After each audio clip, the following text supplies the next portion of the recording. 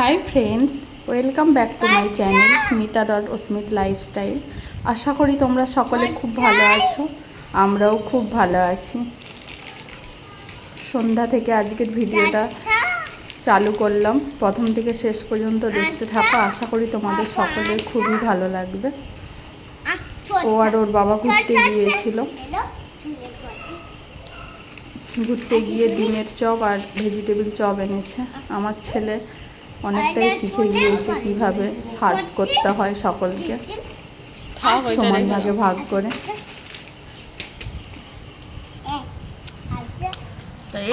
চাইপাট থেকে এনেছে, চাইপাটে যেই দোকান থেকে আনে ভেজিটেবিল ডিমের চপ বা এখনও মোচার চপ আরেও পাওয়া যায়, খুব ভালো। পরের দিন সকালবেলা ওর বাবা ইলিশ মাছ এনেছিল, সেগুলো নিয়ে ওর ঠাকুমা ধুয়ে এনেছে। এবার আমি ভালোভাবে পিস করে কেটে আর একটু ধুয়ে নেব।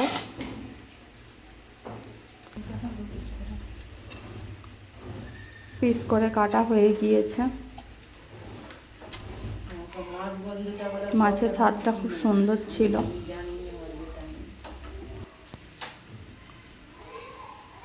ছোট ছোট করেই পিস করেছি। আজকে বানিয়েছে সরষে ইলিশ।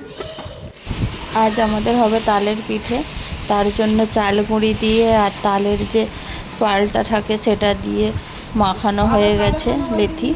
তারপরে আমি নারকেল করে নিয়েছি, সেটা চিনির সাথে মিক্সড করে নিলাম। অনেকগুলো হয়েও গিয়েছে।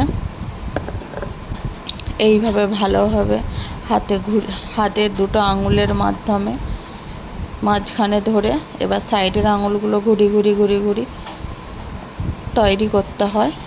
তারপরে মাঝখানে একটু পুর দিয়ে দিতে হয়। পুর দিয়ে তারপরে ভালোভাবে মুখটা চিপে বন্ধ করে দিতে হয়। মুখটা একটু আলগাভাবে বন্ধ করলেই তাহলেই ফেটে নারকেল বেরিয়ে যাওয়ার সম্ভাবনা থাকে। তাই ভালোভাবে চিপে বন্ধ করে দিয়ে তারপরে দুটো পাশ পেঁচিয়ে ঘুরিয়ে নিতে হবে, তাহলেই রেডি হয়ে যাবে পিঠে। সেটা তালের পিঠে না হোক, এমনি যদি পুর পিঠাও হয় সেক্ষেত্রেও সেই একই। এপাশে ছেলেও এই যে বৃষ্টি চলে এসেছিল, তাই দোকান থেকেই এইরকম ক্রিস সেজে চলে এসেছে। একটা চিকের বস্তাকে এরকম ভাবে ঘুরিয়ে ভিজে গেছে। হ্যাঁ,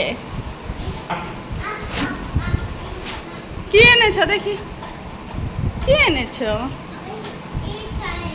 এইটা এনেছো?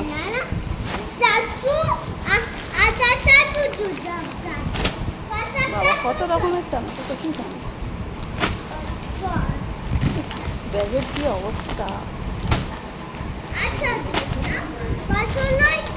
আর এটা বাবুর চানাচুর, মিষ্টি চানাচুর।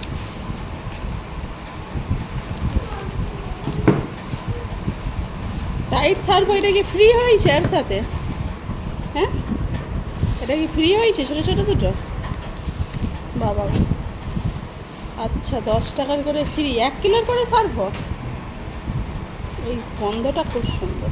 এই টাইট সার্ভর গন্ধটা খুব সুন্দর, ইয়েলো কালারেরটা। এই পাশে পিঠেটাও মা বসিয়ে দিয়েছে, আর ওরা বৃষ্টিতে ভিজে এসেছে। পিঠেটা হতে যেহেতু বাকি আছে, তাই ভাবলাম একটু গরম দুধ করেই দিই, ওরকম করে খাই খাক এখন। ওরকম করে খাই, ওরকম করে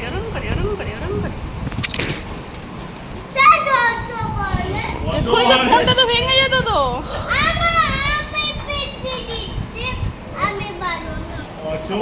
ভালো না, দেখ পোকা পড়ে গেল।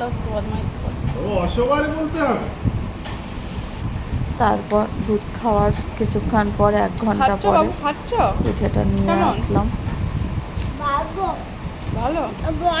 পিঠেটা খেতে খুব সুন্দর হয়েছে। তালের এই পিঠের রেসিপি তোমরাও বাড়িতে বানিয়ে খেতে পারো। আজকের মতো ভিডিওটা এই পর্যন্ত। বাই।